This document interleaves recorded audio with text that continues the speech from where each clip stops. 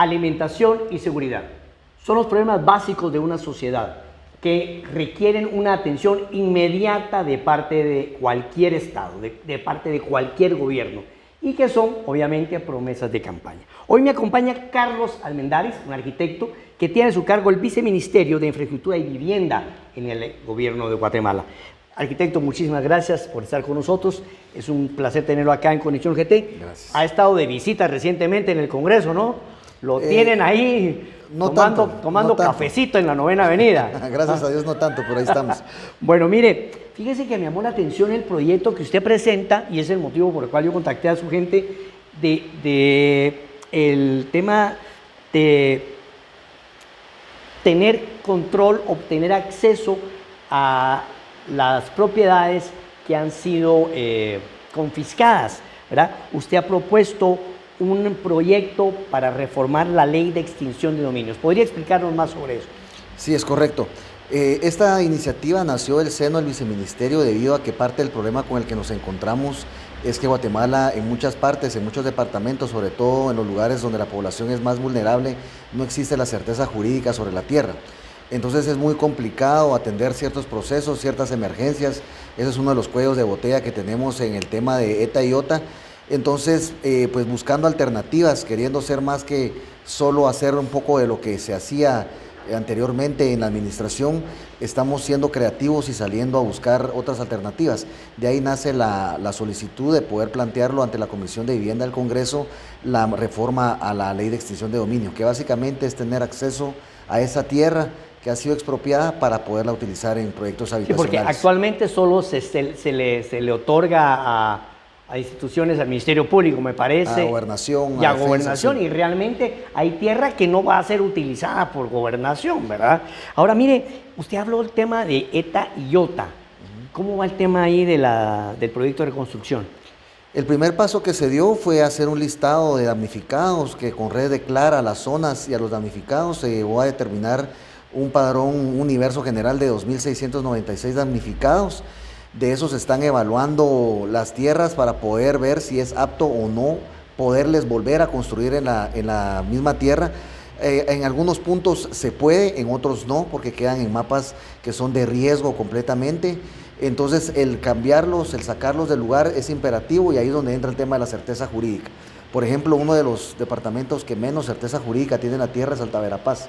Y así nos hemos topado con otros ejemplos, que es un cuello de botella, el que cumpla con la certeza, el que sea apto, que esté libre de riesgo, el que tenga acceso a servicios. Entonces, de eso le puedo decir que actualmente ya se manejaron 3 fases. Uno es una fase de la entrega de 600 dotaciones de materiales. Cada dotación de material tiene un costo de 21.600 y pico de quetzales. Consiste en todos los materiales necesarios para hacer una casa tipo Fopavi, que es una casa de 36 metros cuadrados, paredes de bloc, piso de concreto, techo de lámina, 2 dormitorios, sala, comedor y un baño. Esas 600 dotaciones ya se empezaron a ejecutar a través del Ministerio de la Defensa en la Unión SACAP. El Ministerio de la Defensa va a hacer las primeras 50 casas, hablando de mano de obra. Luego hay 550 que van a estar a cargo de autoridades territoriales, que son los alcaldes. Asimismo, estamos haciendo alianzas con instituciones no lucrativas, no gubernamentales, que nos puedan apoyar en temas de supervisión. Posteriormente a eso, el Fondo para la Vivienda, que es una de las unidades a mi cargo, va a ejecutar 400 casas de su fondo de presupuesto regular y posteriormente 1.000 casas más van a ser hechas. ¿Y estas casas se les van a entregar gratuitamente a las personas? Es correcto. ¿O a un precio razonable? No, gratuitamente. Por lo general, la casa tipo ¿Y Fopavi... quién escoge a los beneficiarios? Quienes declaran los damnificados es Conred. La casa tiene un valor general total de 38.500 quetzales. En los programas normales de Fopavi, el beneficiario da un aporte que se llama aporte previo, el cual se da por parte del beneficiario, ya sea en dinero, en materiales o en mano de obra no calificada, al momento de terminar el primer 30% de ejecución física. Pero en este caso, por ser emergencia, todo lo va a absorber el Estado. Hay una cosa interesante que me ha llamado la atención a mí con respecto a esto que usted habla de los damnificados. No sé si está pasando actualmente, pero yo recuerdo que en otras emergencias nacionales resulta que los damnificados, a la hora de quererlos ayudar y decirles, mire, les vamos a trasladar de aquí para acá, no se quieren ir.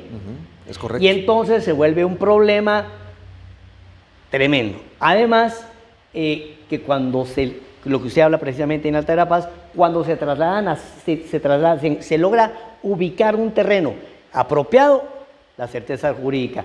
Tiene como no sé cuántas impugnaciones, hay 5 reclamos, aparecen hasta gente de la colonia ahí, sí. ¿Verdad? ¿Cómo enfrentan ustedes eso, el tema social? Porque la gente no quiere desapegarse de esto, ¿no? Fíjese que el componente social es bien complejo y nos enfrentamos a él a principios de año.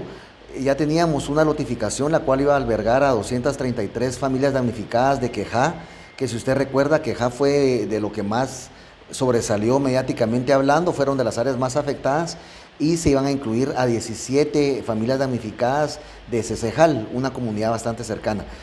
Fuimos a visitar la notificación, fuimos con los líderes comunitarios, con el alcalde, con el gobernador, y todo iba muy bien hasta que se hizo una votación, una asamblea, y la gente pues decidió no trasladarse.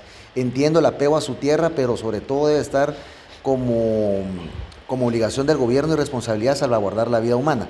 Entonces, pero la gente no se ayuda. La gente no se deja ayudar. Entonces, lo que estamos haciendo es que también existe el otro fenómeno que se ha dado en emergencias anteriores, a donde la gente se le construye su casa, no se pasa, sino se queda viviendo donde estaba y la casa la venden o la rentan o la usan para otra cosa.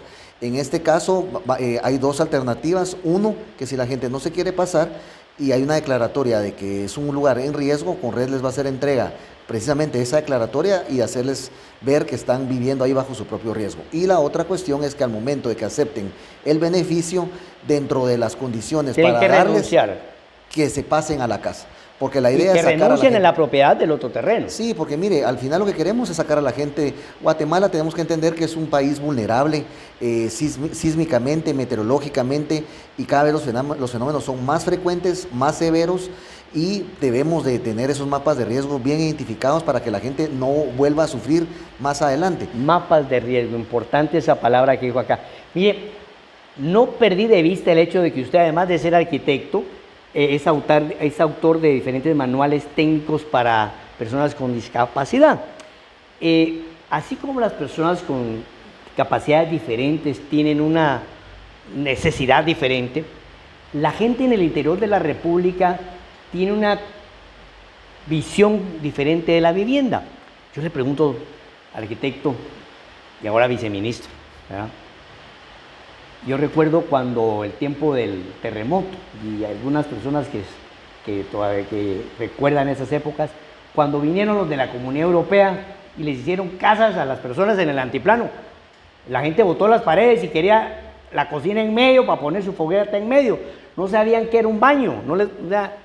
¿Cómo están enfrentando ese tema cultural? Fíjese que parte de lo que estamos nosotros haciendo... ¿Hay un diseño adecuado a la cosmovisión maya, respetando la cosmovisión de los pueblos originarios? Le comento, hacer una vivienda ad hoc demasiado hecha a la medida por comunidad o por región sería imposible. Lo que sí estamos haciendo, y es una propuesta que está ahorita en una mesa técnica que se conformó dentro de la Junta Directiva del FOPAVI, que es el Fondo para la Vivienda, es lo que nosotros denominamos la tipología de la vivienda.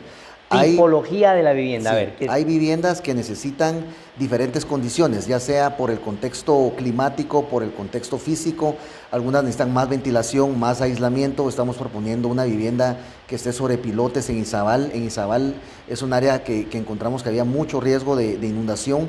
Todo eso significa más costo, pero se debe de poder regionalizar esa tipología de acuerdo a las necesidades específicas. Como le digo, no puede ser tanto porque a veces cuando se dan tantas opciones no es como que estemos diseñando a la medida, pero sí tomar en cuenta que un solo modelo de diseño como se maneja actualmente es imposible para toda la región de Guatemala.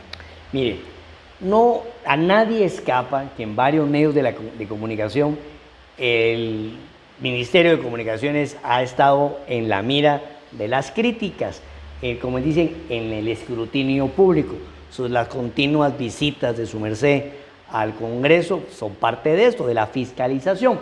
Entonces, aquí hay un tema que me llama la atención. ¿Cómo va a enfrentar usted el reto de la transparencia cuando las instituciones del Estado están siendo señaladas por malas prácticas de corrupción?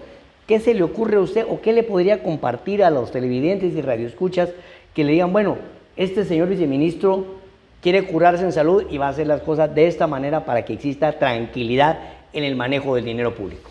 Lo estamos haciendo, empezamos el año pasado y por eso es de que hasta ahora estamos empezando a socializar algunos de los logros del viceministerio porque nos gusta hablar con hechos más que con promesas o con ofrecimientos. En principio empezamos a hacer cambios de personal, hicimos despidos y recontrataciones de forma escalonada el año pasado. Implementamos una plataforma que todavía no está al 100% operacional en temas de transparencia y se va a aplicar tanto al Fondo para la Vivienda como para UDEVIPO. Trasladamos a las unidades del lugar, creíamos que donde estaban eran un satélite de alguna manera olvidado y ahí entró un poco el tema de la discapacidad.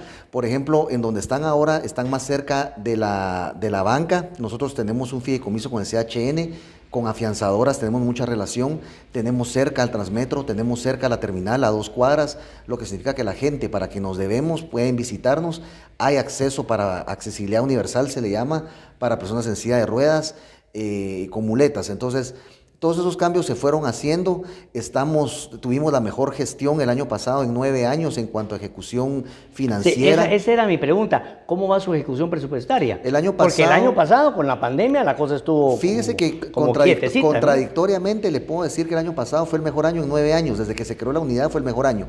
¿Por ejecución o por pago de deuda o qué? No, fíjese que nosotros no tenemos lo que normalmente se conoce como deuda de arrastre. No. Nuestros proyectos son multianuales y multifases. Ajá. Hay fases que van del primer 30%, que es un avance financiero, contra un 35% de avance físico. Ahí se da un segundo pago para llegar al 60% de avance financiero contra un 70% de avance físico, de tal manera que nos vamos curando. ¿Y la ejecución del año pasado en cuánto estuvo? El año pasado ejecutamos 376 millones, sobrepasando por 71 millones la ejecución más alta hasta la fecha. Ahora, déjeme explicarle algo en ese sentido. Recibimos 429, sí, y ejecutamos 376. Y me preguntan, ¿por qué no lo ejecutó todo? El último pago de 110 millones lo recibimos el 29 de diciembre. Hubiese sido imposible ejecutarlo. ¿Se fue para el fondo común? No. Nos quedó, como nosotros manejamos en un fideicomiso, nos quedó para este año y se empieza a comer parte del presupuesto de este año. Sin embargo, es importante resaltar que nuestro espacio presupuestario es de 609 millones, de los cuales recibimos esos 429. Entonces, es imposible cuando la gente dice, ¿por qué no ejecutaron el 100%? Yo no me puedo hacer responsable de dinero que no he recibido. Me hago responsable de lo que recibimos y en esa línea tuvimos una muy buena ejecución. Claro, nosotros manejamos un 10% del presupuesto del ministerio, no somos el segundo más grande, pero el que nos gana tiene un 80%. Entonces, en esa línea es de generar nuevos proyectos, tratamos de balancear, como le comentaba, son proyectos multifases, entonces un 31% más o menos se fue a primeros proyectos, un 29% estuvo en pagos de segundos y terceros pagos, de tal manera que hay que balancearlo, no podemos olvidarnos. ¿Y qué área del país es la que más está recibiendo beneficios? ¿Y cómo determinan? Importante que lo mencione, le comento. Hay un cinturón de pobreza en Guatemala, que es Alta Verapaz, Quiché, Huehuetenango, San Marcos. Esas áreas son las que generalmente son las que mayor déficit habitacional tienen. Ahora, ¿por qué no mejoramos nunca el déficit? Porque estamos introduciendo ahorita justamente una modificación que es la regionalización del subsidio. No es lo mismo construir una casa desde el punto de vista presupuestario aquí en Guatemala o en Escuintla que hacerla en Huehuetenango. Simplemente no es rentable. Entonces necesitamos incluir en una fórmula ciertos indicadores como carreteras, distancia, mano de obra, acceso a materiales, mano de obra calificada, materiales, todo eso para que las casas, por decirle un ejemplo, no lo hemos determinado porque está de nuevo en mesa técnica, porque somos muy democráticos al respecto, planteamos las ideas, pero queremos que salga del seno de la Junta Directiva la solución, que en Huehuetenango cueste 50,000 el poderle pagar un subsidio en lugar de 35,000 como se hace actualmente. Y Alta Verapaz, por ejemplo, fue beneficiado ahorita, fue el departamento más beneficiado con un programa que sin saber el tema de ETA y OTA, simplemente por los indicadores que teníamos a la mano, fue beneficiado con más de 2,000 pisos, que es un programa que le llamamos Piso Digno, el cual consiste en fundirle a las personas en sus casas 36 metros cuadrados de concreto. Este proyecto se echó a andar financieramente hasta en enero porque administrativamente tuvo mucho trabajo detrás. Se hicieron más de 10,000 visitas, se recibieron más de 14,000 expedientes, de los cuales no todos cumplían por cosas como la certeza jurídica. Entonces ahorita vamos más o menos al 50%, al final son 11,000 familias las que van a salir beneficiadas, y Alta Verapaz fue uno de los departamentos más beneficiados. Entonces lo que queremos es que los indicadores están, los censos están, y no es secreto saber que esas áreas son las que por excelencia son las más necesitadas. Cómo llegar a hacerlas, cómo llevarles la obra y cómo llevarles las casas es otra cosa. Y por último, creamos una nueva unidad que lo que hizo fue venir a llenar vacíos que el viceministerio tenía. Actualmente, como nosotros funcionamos hablando de la vivienda propiamente, es que recibimos las solicitudes de los COCODES con el desarrollador, y esas dos figuras son las que firman el contrato. Entonces dependemos de las solicitudes que ingresen al Fondo para la Vivienda para desarrollar los proyectos, cuando debería ser al revés. Nosotros deberíamos decir, los indicadores nos muestran esto, tenemos que irnos hacia este punto, con este tipo de vivienda, con este tipo de solución. Eso es importante porque también el tema de las preferencias y de los arreglos entre los COCODES y los desarrolladores son importantes. Bueno, muchísimas gracias, señor viceministro, por su presencia acá en el estudio de Conexión GT.